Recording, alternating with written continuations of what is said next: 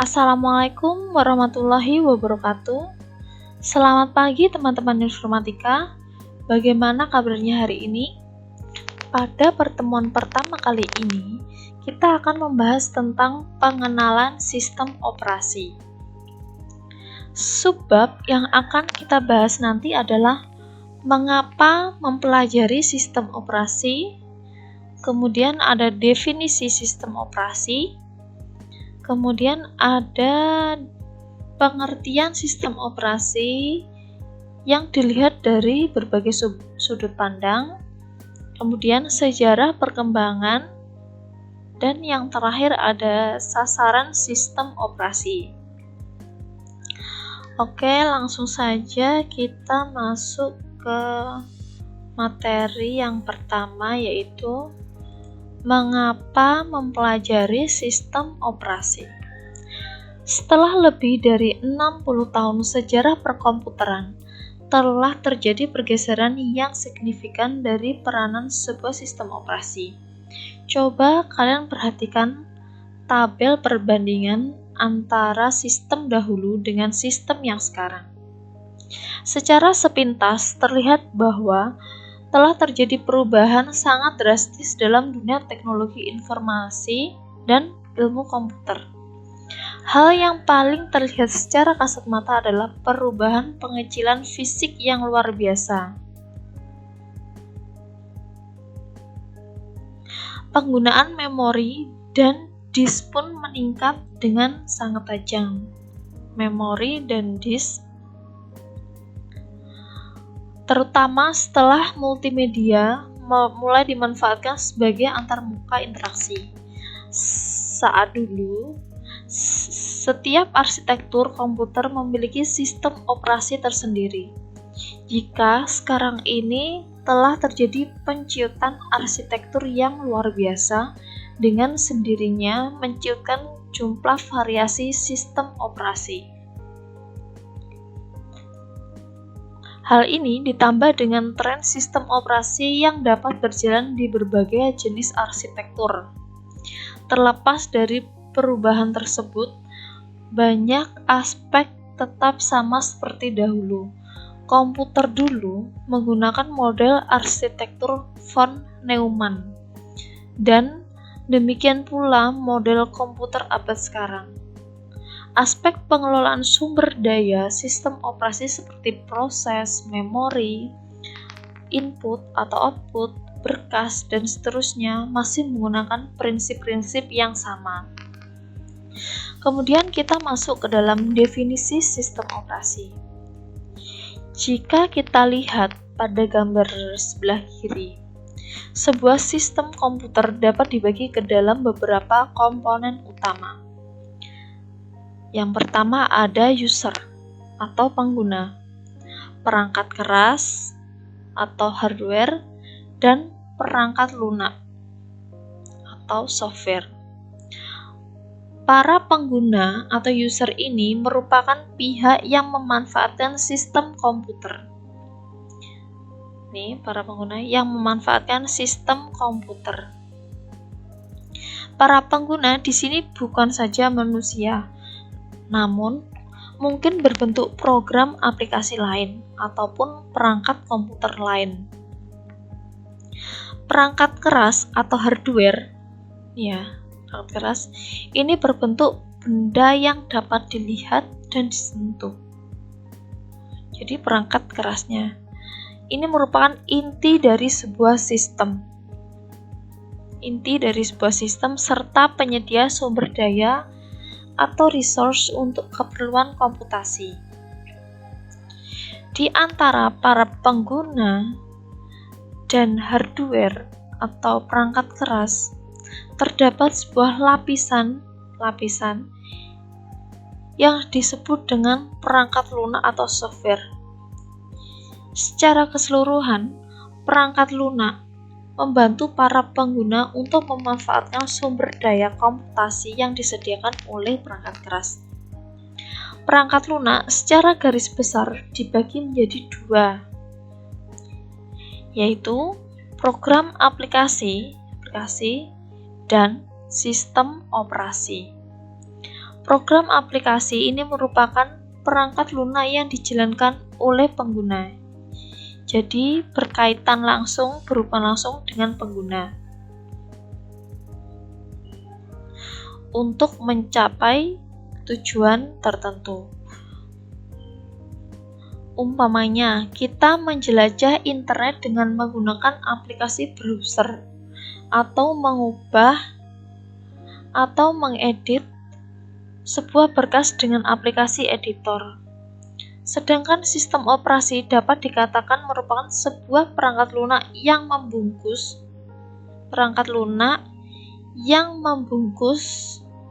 perangkat keras atau hardware agar lebih mudah dimanfaatkan oleh para pengguna melalui program-program aplikasi tersebut. Secara lebih rinci, definisi dari sistem operasi adalah sebagai sebuah program yang mengatur perangkat keras komputer dengan menyediakan landasan untuk aplikasi yang berada di atasnya, serta bertindak sebagai penghubung antara para pengguna dengan perangkat keras. Sistem operasi bertugas untuk mengendalikan atau sebagai kontrol, serta mengkoordinasikan penggunaan perangkat keras untuk berbagai program aplikasi untuk bermacam-macam pengguna. Jadi, sebuah sistem operasi ini bukan merupakan bagian dari perangkat keras komputer.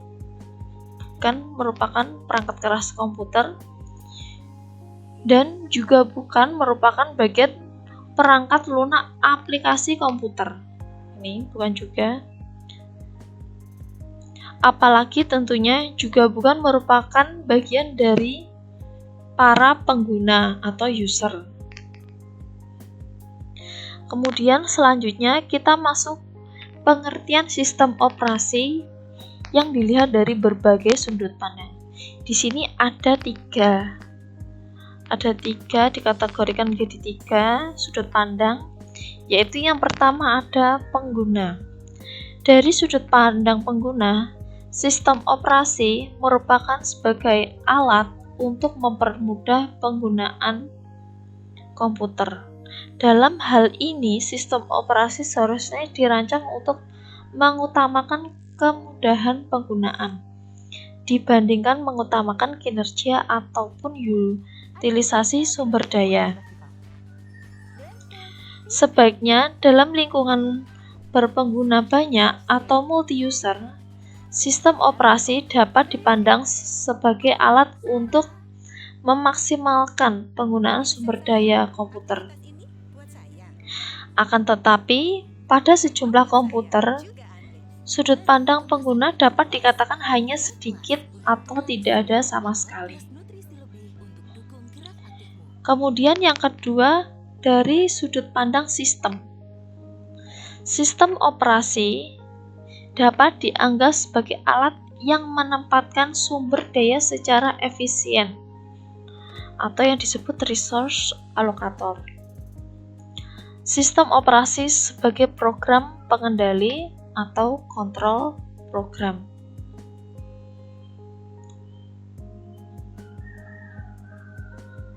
Maksudnya adalah sistem operasi ini adalah manajer bagi sumber daya yang menangani konflik permintaan sumber daya secara efisien. Sistem operasi juga mengatur eksekusi aplikasi dan operasi dari alat input atau output.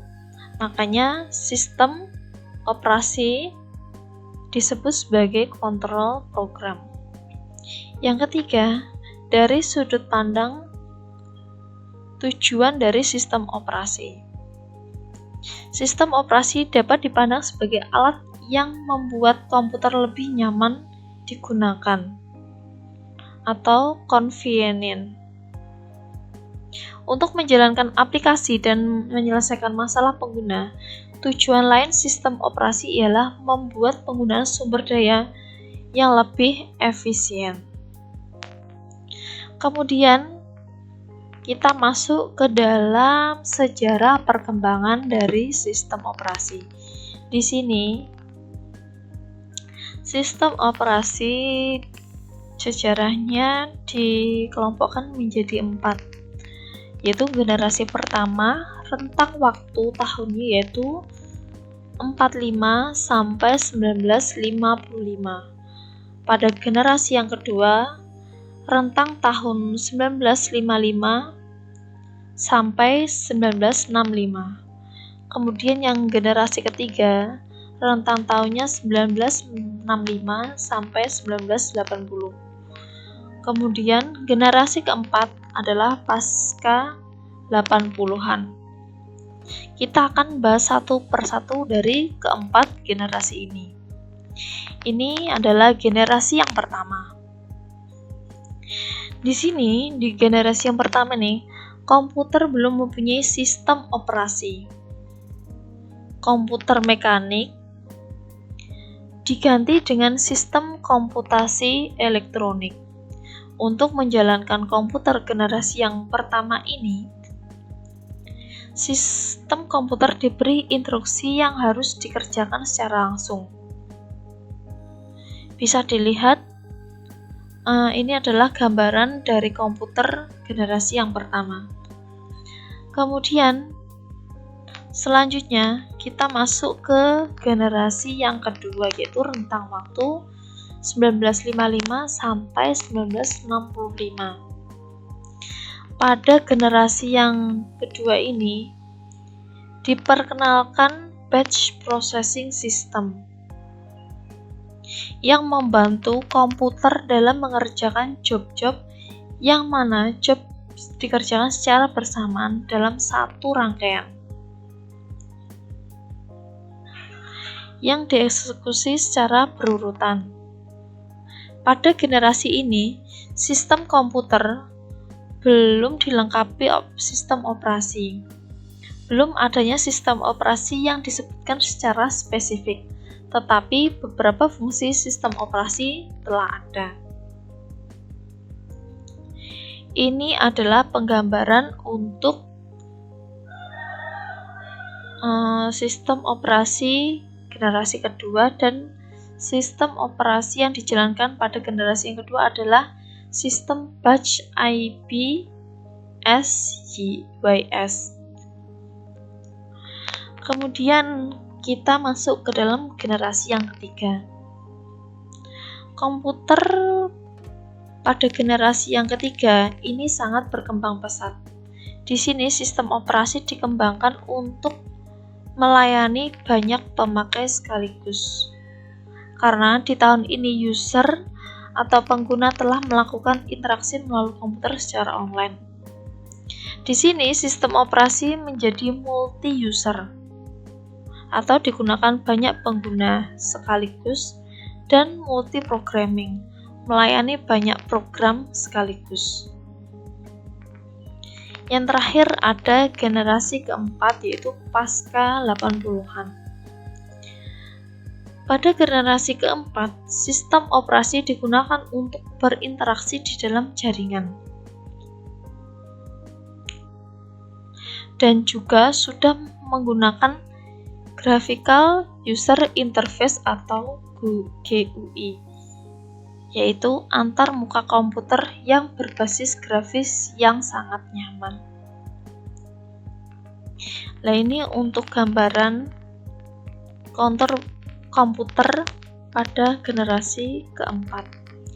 Yang terakhir, selanjutnya kita akan membahas tentang sasaran dari sistem operasi.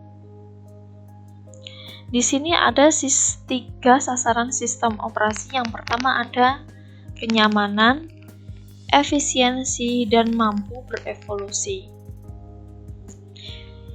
Maksud dari kenyamanan yaitu membuat penggunaan komputer itu lebih nyaman. Efisiensi, agar penggunaan sumber daya dalam sistem komputer dapat digunakan secara efisien.